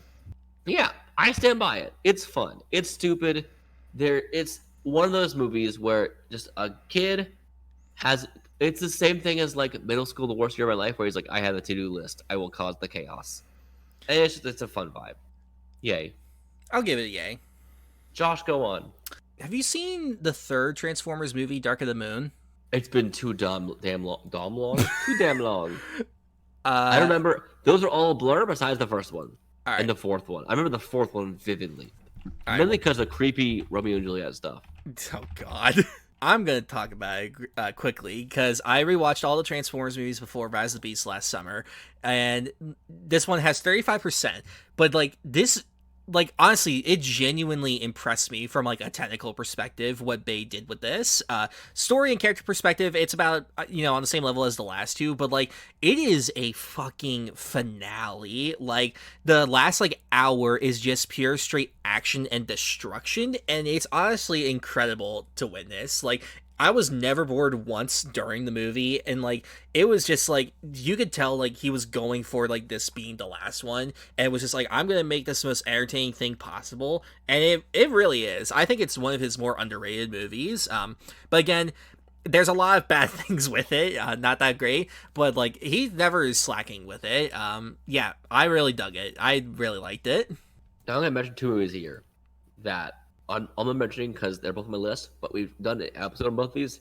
Might be the same episode actually, and that's Shazam: Fury of the Gods, sitting at 49% and 86%, and the original Mario Bros. Movie, which is 29% for both critics and audiences. 29%, and honestly, it's fun. They are both fun movies. They both have their issues, and I can see like more so the Mario hate just from like from a perspective of like as an adaptation. It's not the game. It's not the game in the slightest. And then like some it of is more Ghostbusters than anything else. yeah, and then some of the narrative choices of it are just beyond strange. That doesn't make any sense. But I the think dinosaurs. but I think the vibes overall are really interesting and way fun. And then Shazam, it's just fun. I think getting the DVDs of Mario Bros. Was the best choice we ever made, Josh. Oh, 100%. Yeah, so I will mention those briefly because I just wanted to make sure we had them on the list because they're fun. Here, the movie I really want to say here, though, is when I know for a fact you'll say that's stupid. Please, tell me. Underdog. Now, hear me out. Explain yourself. It's not good. I'm going to say, okay, hold on. I think. You're doing a great job defending it. Listen, bud. It has a 14% Jeez. on a critic rating and a 42% audience rating. I, as a kid, liked this movie, and I watched a lot of like most of it the other day. Like just literally just watching clips. I don't know why I got on a rabbit hole of watching Underdog clips, but I did. Don't judge me. I will judge you. And I think genuinely, it's a pretty decent adaptation of what Underdog was. I never watched anything of Underdog before that movie. Also, we get to have Peter Dinklage as a villain, with Patrick Warburton as his minion. I do remember that. And that's just fun inherently. And then also we get to have... Who's the voice of Underdog again? Jason Lee. That's right. Which is also a choice. Who you might know from that TV show he did for a long time. Or Alvin and the Chipmunks. Because that's iconic. And bad. And I stand by that's actually bad. Not just bad. Not bad we love, but just bad. Underdog, though. We got Jim Belushi as Dan. We got Patrick Warburton. John Slattery as the mayor, who was Howard Stark, of course. We got Alex Neuberger as the main kid. Amy Adams is in this as Polly Purebred, the female love interest of Underdog. I don't remember any of this. Yeah, it's fun. It's stupid. Chemicals spill in a dog. He gets a sweater with a U on it and a blue towel cape, and the powers of Superman, basically. And I think that's silly. And then we have like the dog catcher being Patrick Warburton, trying to catch him as a minion for the lab experiment, the mad scientist Peter Dinklage. I think all of it, I think it came out now, make a few small tweaks, people would have fun with it. I think it's one of the movies that just came out at a bad time. The early 2000s was a graveyard of interesting ideas. Yeah. Just like throw everything at the wall, and then nothing stuck. Yeah. Because a lot of movies on this list are like early 2000s, they just didn't stick. When I think it just if you took a bit more time on some of the scripts and like a little bit more, and maybe if the effects could catch up more, you'd be fine. Yeah. Also, at this point, they would do a CG dog and not like the weird moving mouth thing they do with dogs in movies. Yeah, I think it's fun. I don't think it's 14% bad. That's my point. Yeah. That is a half of a star on Letterboxd. That's extreme. This movie is at least 2.5 star, maybe 3 star. I think it's just fun and stupid, and it's not great. Again, but I had fun with it, and that's what this is about. This list of clickbait title bad movies we love is really movies that didn't do well that we think are better than they did. Yeah. That's not a good title. Go on, Josh. All right. Looking at the time now. All right, I'm gonna do one last one for myself. I know you have not seen this one Hold yet. on. No, before I do that, then, because I want to say this, we'll both disagree with Uncharted. That is on the list. Yes. Yep. We both think it's better than it got. You got 40%. Both think it's better. Very much so. Actually, read down. I have 1, 2, 3, 4, 5 besides Uncharted. So just read your list. Read 5 of them off. I have so many more. All right. Just read 5. So I'll go through them as fast as possible. Cherry, the Russo brothers movie with Tom Holland on Apple. I think it got 37%. It deserves way more credit than it gets. I've read the book, and it is a fantastic adaptation of the book. The book was written by someone that is not an author, and it basically reads like the mad ramblings of someone that doesn't know how to write. But that's a very purposeful decision, and the movie very much follows along like with how that is, and it works very well. And I think what the Russo brothers did stylistically and what they did aesthetically, I think worked very well for it. I can understand though not enjoying like just like some of the cliches the story hits, because it does hit cliches, but I think that overall it works very well. I might like just read them all first, then we'll dive into them.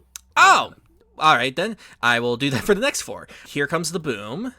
I got FNAF, 32%. Home Alone 2. New Mutants, 36%. Jurassic World Fallen Kingdom. Tokyo Drift, 37%. And Ted 2.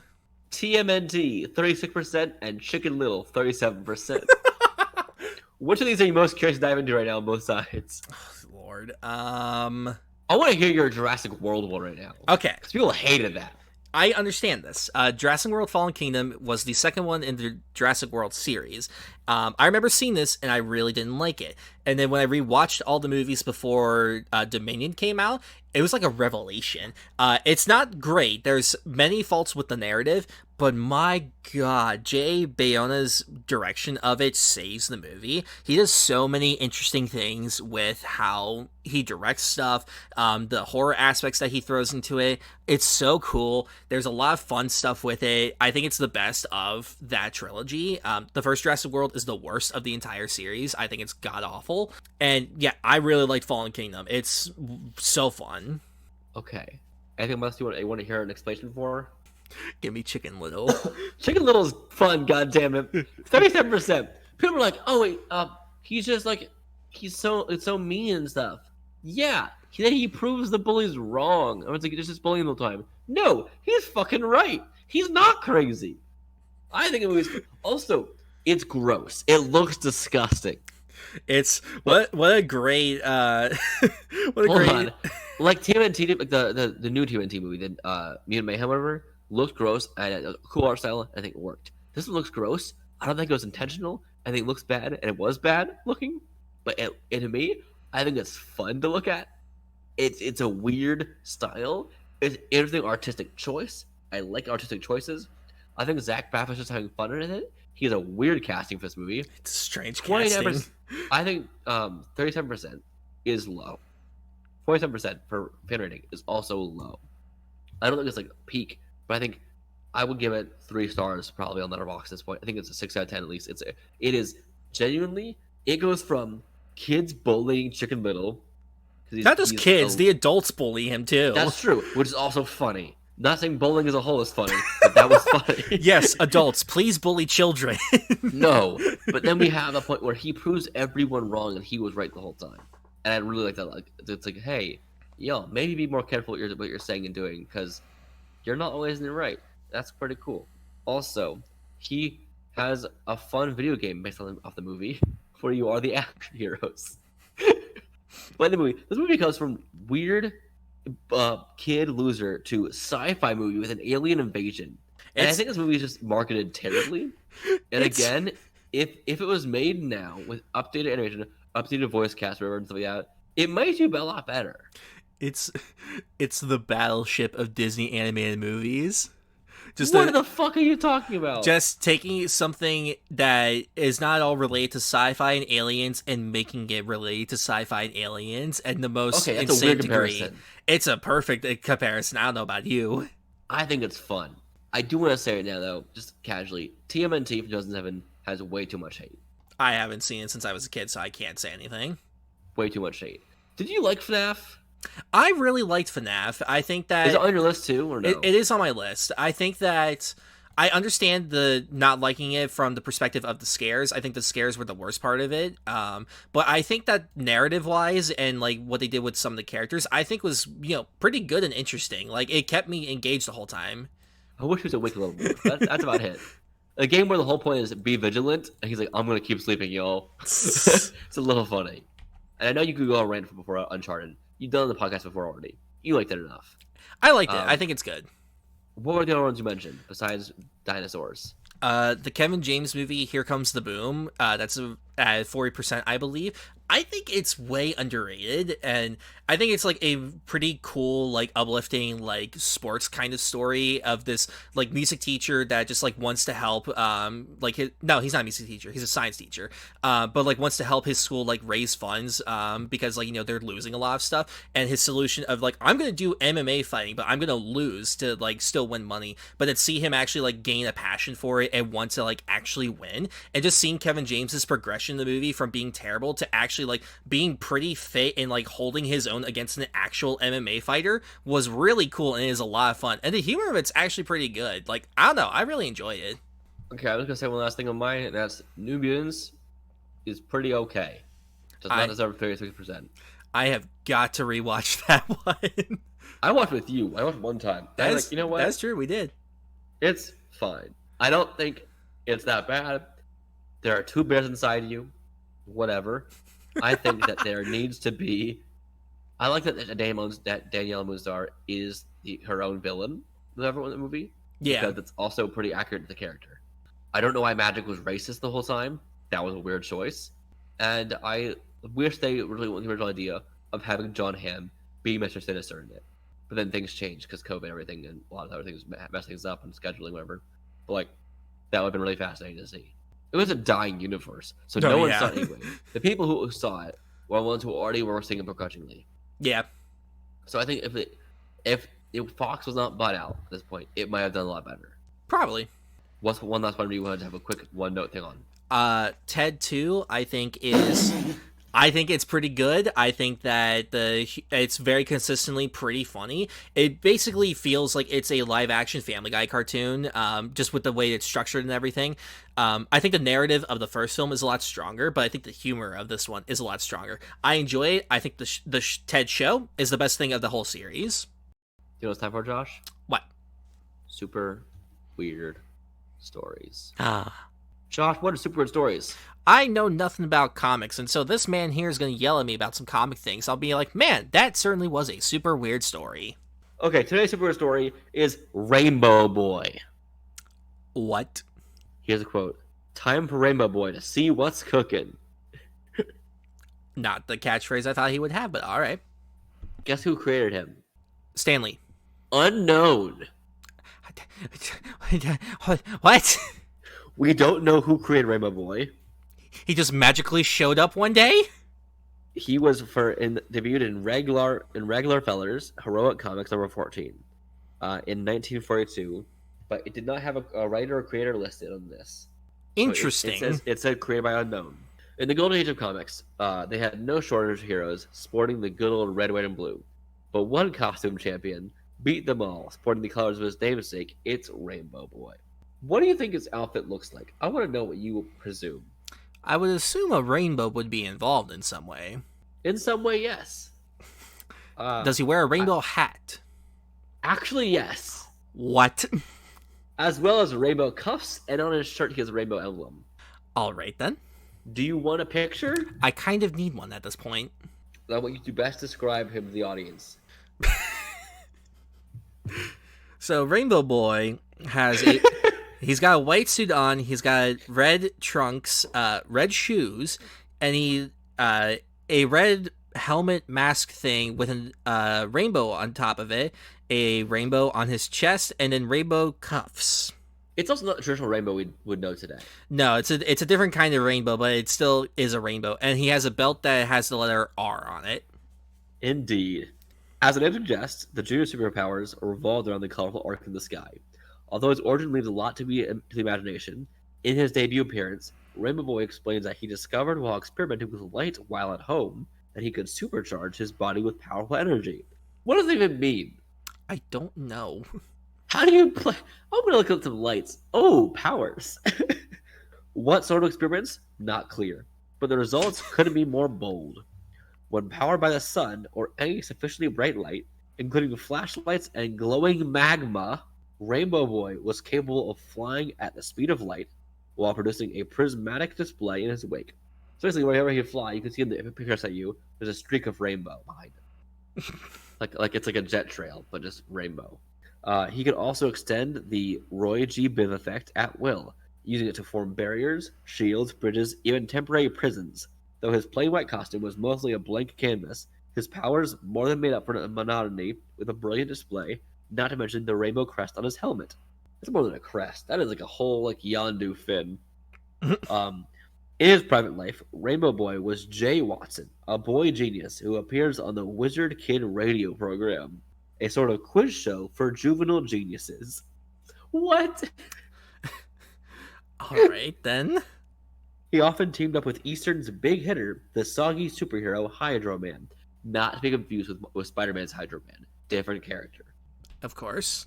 He could turn himself into clear liquid and mentally control bodies of water on command. Same powers as that Hydro Man, just different Hydro Man. In fact, Rainbow Boy debuted in Hydro Man's feature comic. On the few occasions when Hydro Man would summon or encounter Rainbow Boy, the pair refused to sit still. With trails of water and rainbows flashing behind them, they would hold impromptu airborne strategy sessions resembling a dancing fountain. The duo could have made a mint appearing in Las Vegas.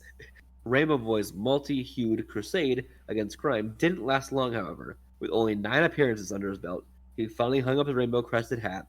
There's always a chance that he can be revived if the right venue opens up, say, a mascot for a cereal box or a greeting card company. You know what? Cast him in the Suicide Squad the new one. Cast him. Make him in the new DCU. He's Polka Dot Man's brother. Honestly, Rainbow Boy could be a fun new Secret Wars character. Make him a new villain. That could be fun. It would be something. Make him in Spider-Man 4.